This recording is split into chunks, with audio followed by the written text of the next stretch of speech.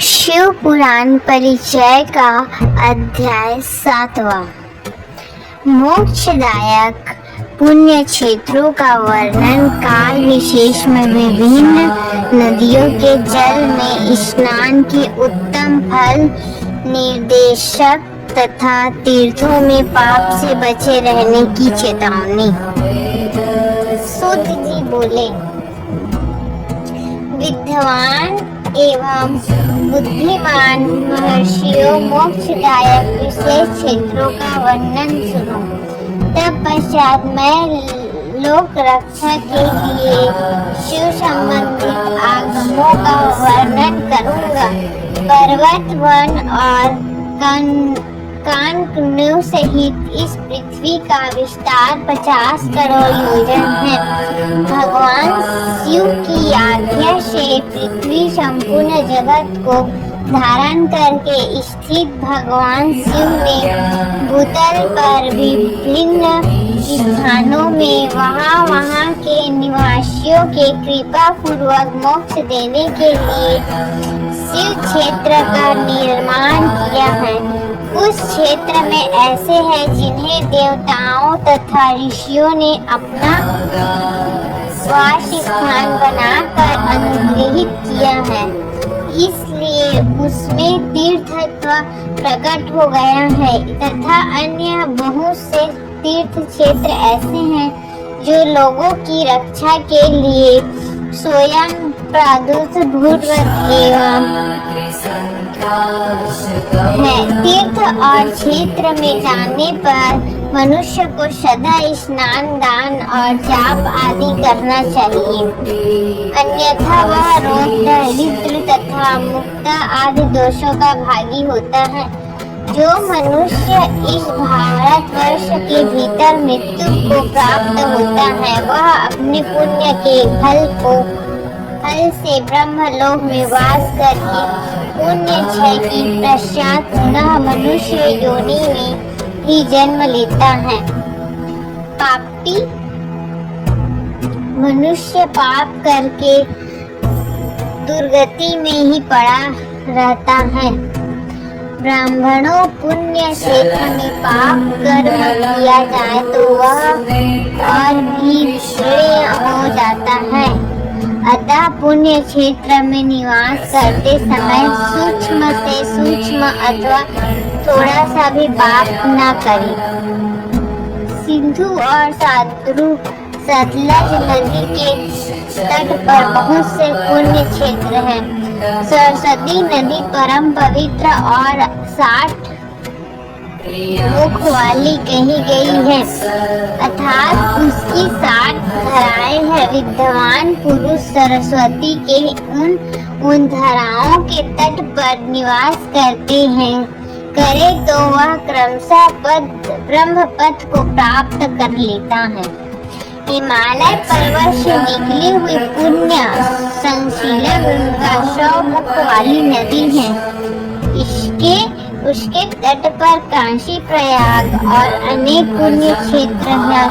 वहाँ मकर राशि के सूर्य होने पर गंगा की तट भूमि पहले से ही अधिक प्रशस्त एवं पुण्यदायक हो जाती है। सोनभद्र नद की 10 धाराएं हैं।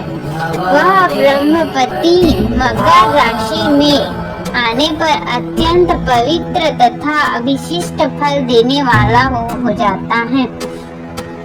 उस समय वह स्नान और उपवास करने से विनायक पद की प्राप्ति होती है। पुण्य सलीला नदी नर्मदा के 24 मुख्य स्रोत हैं। उसमें स्नान तथा उसके तट पर निवास करने से मनुष्य को वैष्णव पद की प्राप्ति होती है। तमसा 12 तथा रेवा के 10 मुख हैं। परम मुख पुण्यमयी गोदावरी के 31 मुख बताए गए हैं। वह ब्रह्म हत्या तथा कुवत के पाप का भी नाश करने वाली एवं रुद्र लोक देने वाली है। कृष्णा वेणी नदी का जल बड़ा पवित्र है। वह नदी समस्त पापों का नाश करने वाली है। उसके 18 मुख बताए गए हैं तथा वह विष्णु लोक प्रदान करने वाली है। तुम वृत्र का 10 मुख है। वह ब्रह्म लोक देने वाली है। पुण्य शशिरा सुवर्ण मुखरी के 9 मुख कहे गए हैं। ब्रह्म लोक से लौटे हुए जीव उसी के तट पर जन्म लेते हैं। सरस्वती नदी, पाबंबर, सवेरा सरोवर, कन्याकुमारी, अंतरीप तथा सुखकारक श्वेत नदी ये सभी पुण्य क्षेत्र हैं। इनके तट पर निवास करने से इंद्रलोक की प्राप्ति होती है। सह पर्वत से निकली हुई महानदी कावेरी परम पुण्यमयी है। उसके 27 मुख बताए गए। वह संपूर्ण अविशिष्ट वस्तुओं को देने वाली है। उसके तट स्वर्ग लोक की प्राप्ति कराने वाला तथा ब्रह्म और विष्णु के पद देने वाले हैं। कावेरी के जो तट सब क्षेत्र के अंतर्गत हैं वे अविशिष्ट फल देने के लिए साथ ही शिव लोक प्रदान करने वाले भी हैं। नैमी, सारण्य तथा बद्रिकाश्रम में सूर्य और बृहस्पति के मेष राशि में आने पर यदि स्नान करे तो उस समय वहाँ किए हुए स्नान पूजन आदि को ब्रह्मलोक की प्राप्ति कराने वाला जानना चाहिए। सिंह और कर्क राशि में सूर्य की संक्रांति होने पर सिंधु नदी में किया हुआ स्नान तथा केदार तीर्थ के जल का पान एवं स्नान ज्ञानदायक माना गया है।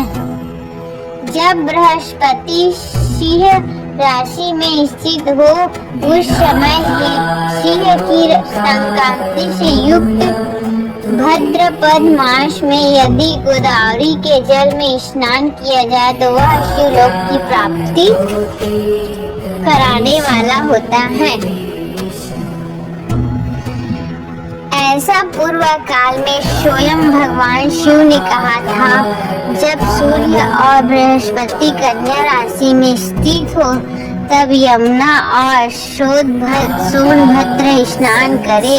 वह स्नान धर्मराज तथा गणेश जी के लोक में महान भोग प्रदान करने वाला होता है। यह महर्षियों की मान्यता है। जब सूर्य और बृहस्पति तुला राशि में स्थित हो उस समय कावेरी नदी में स्नान करे। वह स्नान भगवान विष्णु के वचन की महिमा से संपूर्ण अविशिष्ट वस्तुओं को देने वाला माना गया है। जब सूर्य और बृहस्पति वृश्चिक राशि पर आ जाए तब मार्गशीर्ष अगहन के महीनों में नर्मदा में स्नान करने से श्री विष्णु लोक की प्राप्ति होती है। सूर्य और बृहस्पति के धन राशि में स्थित होने पर सुवर्ण मुखरी नदी में किए हुए स्नान शिवलोक प्रदान करने वाला होता है। जैसा कि ब्रह्म जी का वचन है, जब सूर्य और बृहस्पति मकर राशि में स्थित हो उस समय माघ में गंगा जी के जल में स्नान करना चाहिए। ब्रह्मा जी का कथन है कि वह स्नान शिवलोक की प्राप्ति कराने वाला होता है। शिवलोक के पश्चात ब्रह्म और विष्णु के स्थानों में सुख भोगने पर अंत में मनुष्य की ज्ञान की प्राप्ति हो जाती है।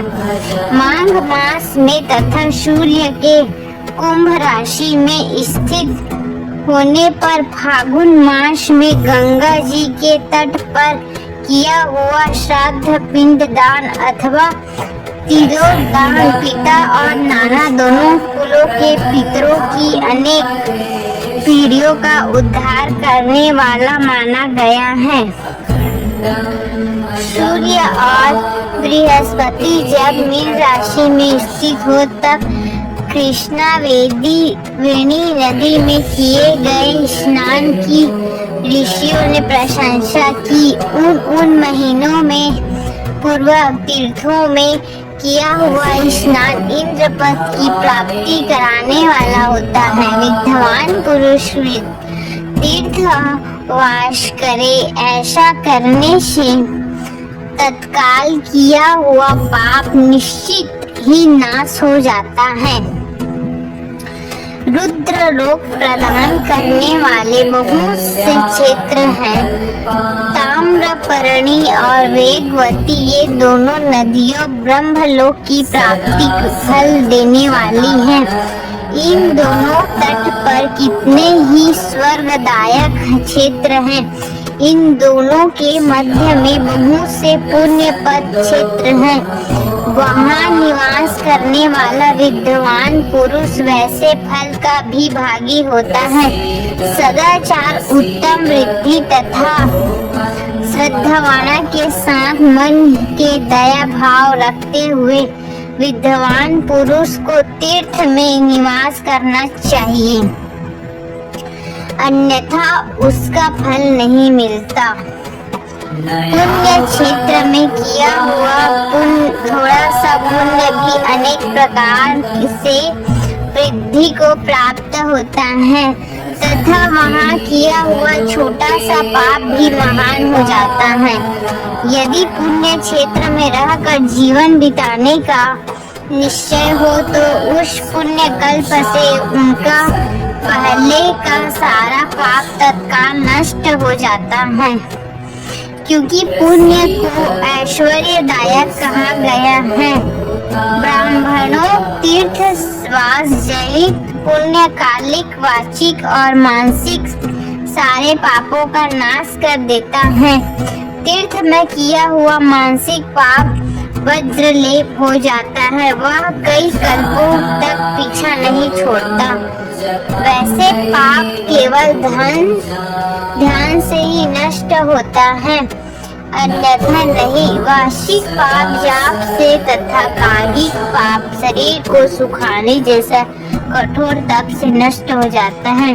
अतः सुख चाहने वाले पुरुष देवताओं की पूजा करते और ब्राह्मणों को दान देते ऐसे पाप से बचकर तीर्थ में निवास करना चाहिए।